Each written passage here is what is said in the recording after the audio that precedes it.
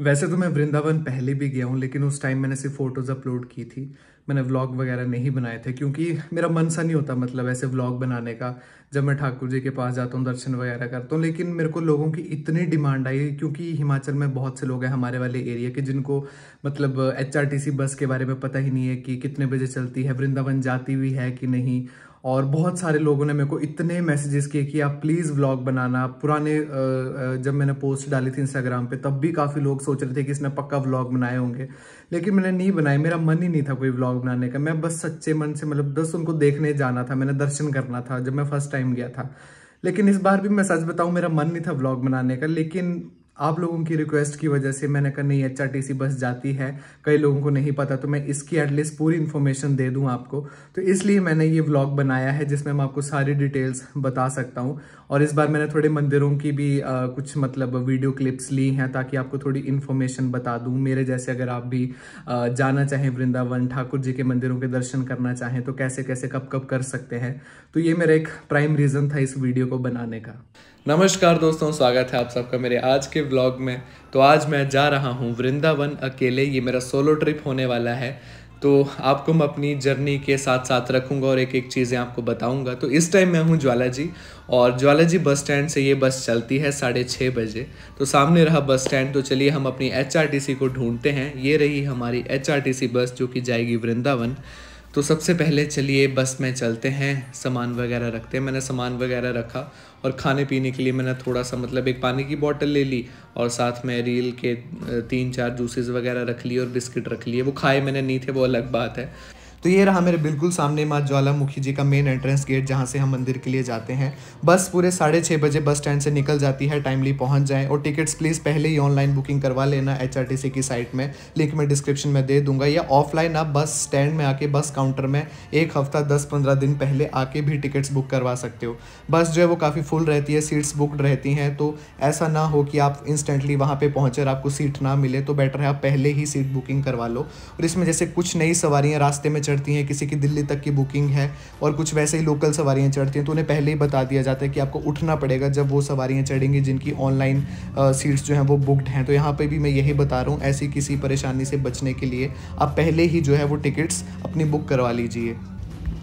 तो बस 6:30 बजे चल पड़ी थी, हमारा सफ़र शुरू हो गया है। सफ़र लंबा है लेकिन मज़ा आएगा। तो चलिए अब अपना सफ़र कंटिन्यू करें। तो यहाँ हम पहुँच गए हैं ऊना बस स्टैंड में, जो नया बस स्टैंड है ऊना का, और यहाँ पे हमारी बस पहुँची 9:05 पे। अभी हम रुके हैं ऊना में और यहाँ पे बस रुकती है 10-15 मिनट के लिए, और यहाँ पे भी काफ़ी सवारियाँ चढ़ी। अभी एक्चुअली खाना खाने के लिए बस रुकी नहीं है कहीं पे भी, वैसे तो 9 बज गए हैं। तो अब जब खाना खाने के लिए कभी रुकेंगे तब मैं आगे आता हूँ, फिर मिलता हूँ आपसे। तो 10:44 पर यानी कि 10:44 PM पे हमारी बस फाइनली रुकी एक ढाबे पे, और 10:44 पर डिनर यहाँ पे करते हैं मतलब बस वाले। तो आप भी उस हिसाब से प्लान करके चलना। ये रहा द फ्रेंड्स ढाबा। यहाँ पे मैंने क्या खाया था, कुछ तो खाया था मैंने, यहाँ पे आपको दिखाता हूँ मैंने क्या खाया था। टाइम है 11:15 और अब हम खाना खाने लगे। मैं सो गया था आधे-पौने घंटे के लिए बस में, अब खाना लगे हैं खाने। तो 12:15 बजे यानी कि 12:15 पर हमारी बस पहुंची चंडीगढ़। यहाँ पे 10-15 मिनट के लिए बस रुकी, और क्योंकि कुछ सवारियाँ थी जो यहाँ से चढ़नी थी। इसके बाद हमारा सफ़र दोबारा शुरू हुआ और 2:38 के करीब हमारी बस रुकी करनाल में नीलोखेरी में। यहाँ पे ढाबा है, यहाँ पे चाय पानी या छोटा पैटी पुटी अगर आपने किसी ने कुछ खानी हो लाइट वेट कुछ तो आप खा सकते हो। मैंने यहाँ पे सिर्फ चाय पी, सामने पैटीज भी मिल रही थी, बर्गर भी था, सब कुछ था, मतलब छोटा मोटा खा सकते थे। इसके बाद तो भाई ये पता नहीं मेरे को कब नींद पड़ गई और ये मैं कौन सी जगह पहुँच गया हूँ सुबह, मुझे खुद नहीं आता पता। दिल्ली सब पीछे रह गई थी जब मेरी आँख खुली। बस दिल्ली बस स्टैंड में 5:15-5:30 के बीच पहुँचती है।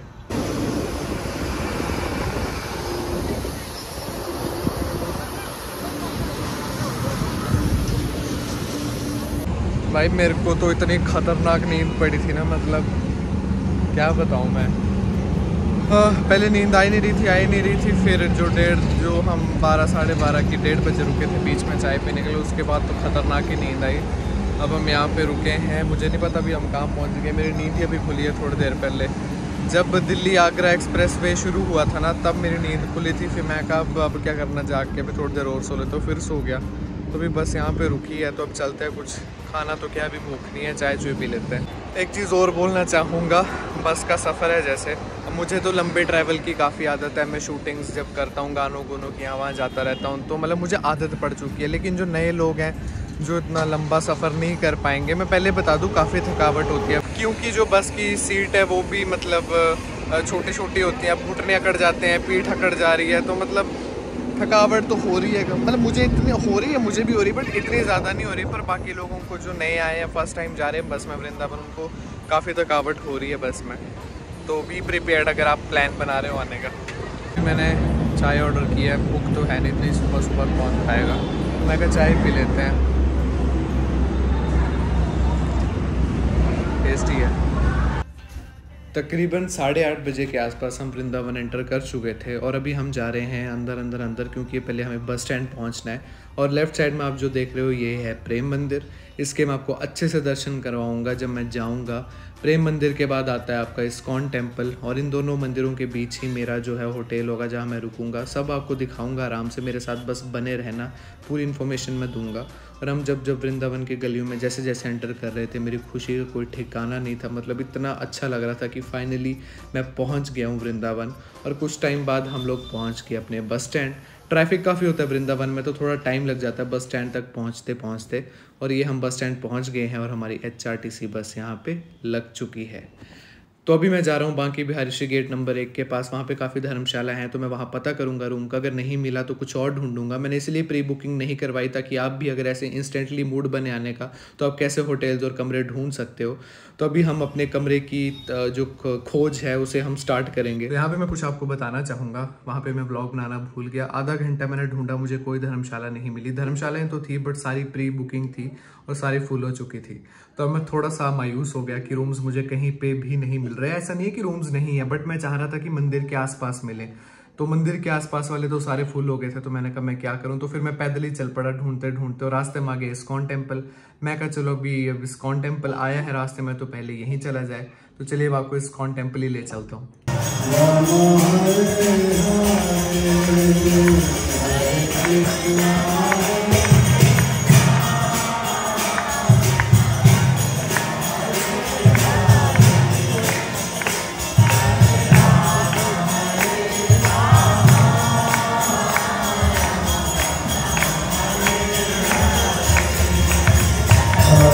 Krishna Hare Krishna Krishna Hare Hare Hare Rama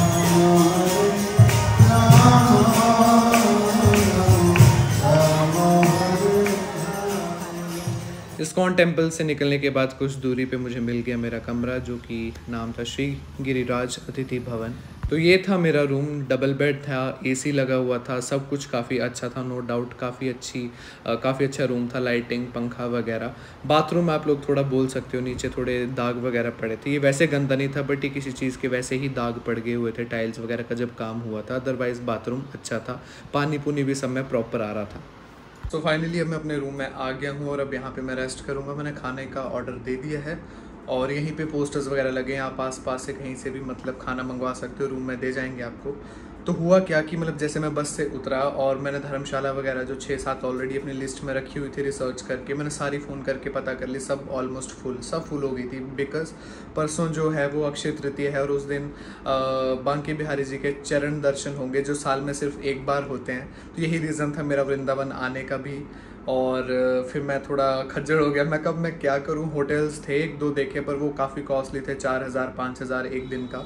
और सिंगल बंदों के लिए ना कई होटल्स जैसे मना भी करते हैं कि नहीं, मतलब सिंगल लोगों को हम नहीं देते। मैंने 3-4 पूछे, उन्होंने मना किया।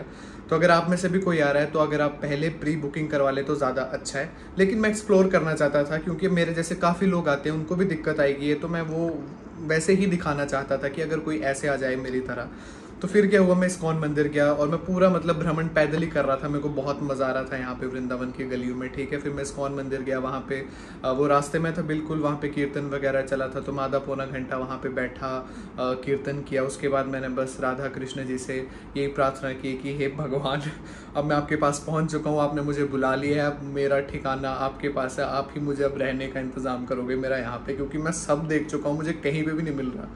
और मैं बाहर निकला, जस्ट अभी 1 मिनट ही पैदल चला तो आगे एक अंकल खड़े थे, वो होटल का वो पैम्पलेट लेके, रूम चाहिए भैया, रूम चाहिए। मैं कहा हाँ जी चाहिए, आप दिखाओ।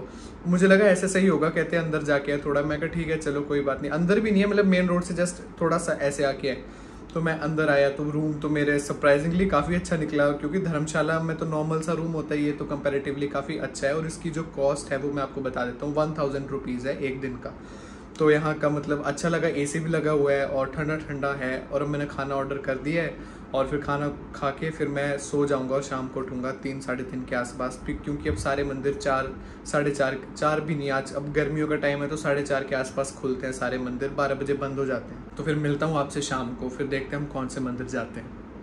तो ये फर्स्ट व्लॉग था, इसमें ज़्यादातर बस और जो टाइमिंग्स वगैरह की उसकी इन्फॉर्मेशन मैंने दी, लेकिन आगे के व्लॉग्स में मैं आपको सभी मंदिरों की सैर करवाऊंगा, तो मेरे साथ बने रहिए। ये पार्ट 1 था, अभी 3-4 पार्ट्स और आएंगे, तो आपको पूरा भ्रमण करवाऊंगा मैं वृंदावन का, जहां जहां मैं गया मैं आपको सब अपने साथ लेके चलूंगा। तो बने रहिएगा और इंतजार करिएगा आने वाले पार्ट्स का। Till then take care, bye bye, Radhe Radhe.